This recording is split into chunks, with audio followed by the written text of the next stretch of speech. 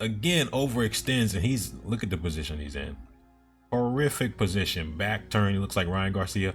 And then in the process, he did exactly what he did in the 4th round. He turned that bad position into a great counter.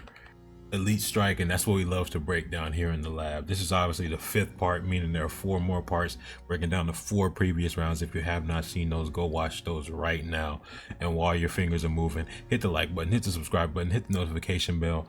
And Jan has actually been struggling to hit Cory in this 5th round, like other parts of this fight, because Cory is moving laterally, so he's not giving Jan a still target that's in front of him. So Jan has to set up opportunities. You see Jan fainting a little bit right there, but Jan is going to find a little bit of success, or at least get closer to dealing with Cory than how he's been getting early on, because he takes this big step outward with that left foot. So that's cutting off, by the way, which even in boxing is rare.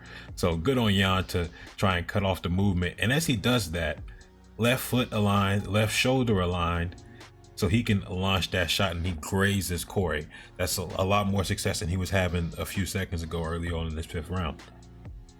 And then Jan, as he's prone to doing throughout this fight, and probably in a lot of his fights, but especially with Cory, because Cory's getting out of the way, Jan overextends, foot off the ground, back kind of turned in a horrible position. He tries to catch Cory on the exit with a hook. He does catch him. He doesn't try. He did. Like Yoda said, do or do not, there is no try. So he catches Cory a little bit, but this, again, I've said this so many times, what I like about Cory is in the process of being defensive with his footwork, he can stop, plant, catch you in a bad position, like how he's got Jan. Horrible position, because Jan obviously can't do anything in this position other than throw like a spinning back fist, or in this case, he tries to duck underneath potential offense. So Cory transitioned into an offensive footwork scenario rather than just constantly moving, but he didn't capitalize on the situation. But he was in there with Petr Jan for 20 minutes, so Cory jabbing on the exit, circling away from Jan again, but Jan does the smart thing, not trying to counter with punches, because the head is way easier to move while you're moving than it is to move your leg, especially because Cory's jabbing. All his weight is on the front foot. Literally, you can see his back foot off the ground. So bam, he tags that leg. Leg is an easier target to hit, especially when someone's moving into the trajectory of the kick that you're throwing. And as you see in this fight, Cory throws a lot of flying knees. He's like when you first learning the controls for UFC 4 or UFC 5, and you just keep throwing the flying knees. That's what he's been doing. And the question is why? There's always a reason for why people do things, whether it's unconscious or conscious. If you look at, for one, when Jan's walking him down, especially in the first minute of the fight, he was leaning forward so he could easily, throw the shots that he needed to land. But then not just the lean forward, that's one reason why Cory kept throwing it. The defensive reaction of Jan. Look at how Jan sets himself up to be blasted by these flying knees. And then at least one, maybe even 2 of them landed. It just, Jan is like, he's like a little Terminator, a Russian Terminator mixed with a Chucky doll. He's just a little evil monster. That's why I love him. And I don't like to focus on like technical detail critiques too much, unless it's like big obvious flaws. But because I like high guards a lot. But what you'll notice about people with great high guards is that they don't just stand there. They're not static and stationary. They often turn a lot with the shots. Here's a great example of why, and this is especially for people who train, although I never want to position myself as a coach. This is just something that I like. This is something I'm gonna walk away with from this particular exchange. Jan comes in again, and Cory's trying to exit the exchange. In the process, he puts up that left glove to block the right hand of Jan, but the right hand lands. Now, if Cory had turned while putting that glove up, that shot is going to land on the glove, or at least get mostly blocked by the glove. That's why people turn with the high guard, with the shield that they put up, because the punches are coming in at angles, and so you have to defend at angles. That's what I think, at least. So Jan is about to finally get Cory. Well, not finally, but he's going to get Cory in one of the rare situations where it's like a 50-50, where they're both lined up. They can throw whatever offense they want from this position, and both of them can be in danger depending on who wants to do what, when, where, and how. So Cory he getting loose with it. He's trying to juke him out. He's trying to break Jan. He's trying to break Jan's ankles. Jan does not care, as he's prone to doing. He feints the jab, and then he pulls the backhand up like that. So it looks like it may be a 1-2. Cory's obviously gonna move laterally because it's straight punches. The way you get out of the way of straight punches is you get out of the way horizontally. So he laterally moves, and Jan pulls a Leon Edwards, just lines him up. Head kick lands clean. And this is one of the most common patterns of the fight, not the head kick, but Cory's chin. Like, oh my goodness, he ate so many crazy shots. So he gets lined up perfectly for this head kick with the feints and the just oof. This moment is a perfect encapsulation of what we've been saying over and over. Most of Jan's highly successful offense is coming off of moments like this. Whoop. He tries to slip counter the jab. Cory gets underneath that shot mostly. But look at what Jan does after he misses that shot, or mostly grazes with that shot. He continues the combo. He was in southpaw, steps through into orthodox to throw the right hand. He's stepping through, he's following through and moving with his combo. I always say this, if you're a hunter, which Jan is, he's trying to walk people down, he's trying to pressure them.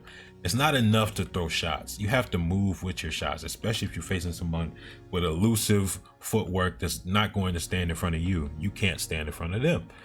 So Jan steps through into orthodox, and as he throws that right hand, he steps through into southpaw, which is actually a great move, a great chess move, because Cory is circling left, meaning Cory is circling into the new power hand of Jan, and commonality of this fight, Cory's chin. He gets absolutely blasted. And he immediately, like I said, his defensive footwork goes immediately into offensive footwork because Jan is in a bad position, and he gets a little shot in right there, but he's been getting crazy work put on him for the past 10 minutes, so these shots got nothing on him. As we're talking about all this, tell me what you think of this fight in general, you know, because it's a great fight. But then tell me where you think, how do you see the future of both of these men playing out? Do you think Jan will be a champion again? Do you think Cory can get up in the mix? There's so much great stuff going on in the bantamweight division. You're going to see Cory fake a jab up top, which glues the high guard up, raises the high guard of Jan, and then he goes down low here. Now, I was very confused for a little while because at first I thought he was going for a body shot. Then I'm like, wait, is he trying to punch him in the leg? It was like real weirded out. I thought he was pulling a Tony Ferguson. It's not weird if Tony does it, but if Cory's punching people in the leg, I'm a little bit confused. Then I realized, no, he's faking a takedown. So as he fakes the takedown, so it's a setup. This is what I like about this moment. Even though there's not too much damage done, the setup for the uppercut. So fake the jab to put the high guard up, which is a fake, but that fake is a fake for a fake takedown. And then he tries to uppercut him when he pulls him down, because obviously Jan wants to defend the takedown. So it's just a fake for a fake. That's some elite striking. Even though the uppercut doesn't land, I just thought that was smooth from Cory. He still has his moments, even though he's getting crazy work put on him in his 5th round, but still high IQ stuff. Again, I've called Jan crafty. What I mean by crafty is like someone that can come up with novel solutions in pretty bad circumstances, or not the best circumstances. And like Jan is like a survivalist that can make a spear out of bubble gum and a stick.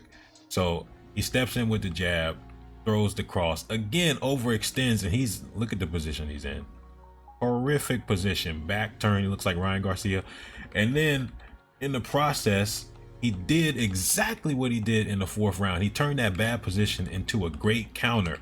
Why is it a great counter? Because as he's overextending, Cory goes from defensive footwork to offensive footwork. So Cory's about to jump in, whoop, runs into a spinning back fist, eats it again, Cory's chin, and then he tries to land that follow-up shot that dropped Cory in the 4th, but Cory just barely gets out of the way.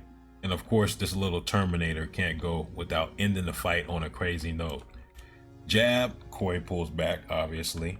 Then he tries to catch Cory on the exit outside, or a little bit. Cory thought he was outside of range, and he tries to catch him with the hook, something that Jan's been trying to do. But you see how Cory gets out of the way of the shot, boop, he turns with it, like what I said earlier. However, that does not matter. In fact, it's worse that he turned with it, because as Jan throws the jab and he turns his full body over, he follows up with that spinning heel kick. So that it all set up for that spinning heel kick that absolutely just, what the hell? And then look at Cory.